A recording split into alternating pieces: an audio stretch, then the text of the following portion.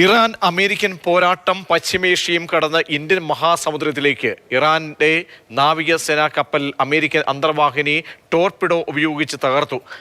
ആക്രമണം നടന്നത് ഇന്ത്യൻ സമുദ്ര അതിർത്തിക്ക് പുറത്ത് രാജ്യാന്തര സമുദ്ര മേഖലയിലാണെന്ന് പെന്റഗൺ സ്ഥിരീകരിക്കുകയും ചെയ്തു.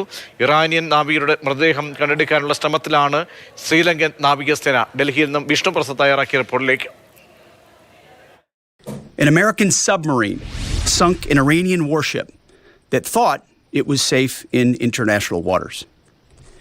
Instead, it was sunk by a torpedo. Quiet death. The first sinking of an enemy ship by a torpedo since World War II. 2021 Iran തദ്ദേശീയമായി വികസിപ്പിച്ചെടുത്ത IRIS ദേന എന്ന കപ്പൽ കമ്മീഷൻ ചെയ്യുന്നത്.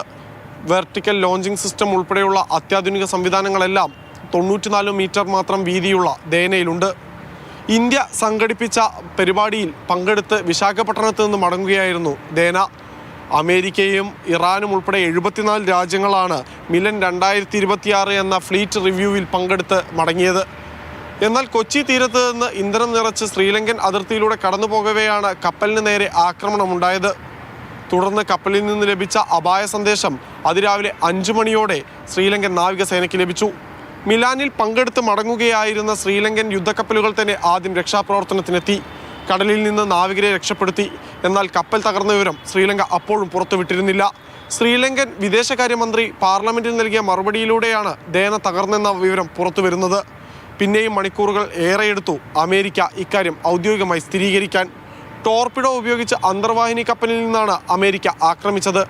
അന്തർവാഹിനി കപ്പലിൽ നിന്ന് ടോർപിഡോ ഉപയോഗിച്ച് ആക്രമിച്ച അമേരിക്കൻ രീതി 2ാം ലോക മഹായുദ്ധത്തിന് ശേഷം ഇതാദ്യമായാണ് വീണ്ടും കാണുന്നത്.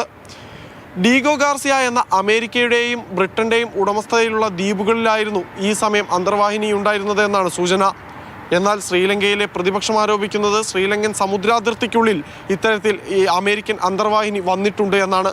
ഇക്കാര്യം ശ്രീലങ്കൻ സർക്കാർ അറിഞ്ഞോ എന്ന ചോദ്യവും ശ്രീലങ്കയുടെ പാർലമെന്റിൽ ഉയർന്നു.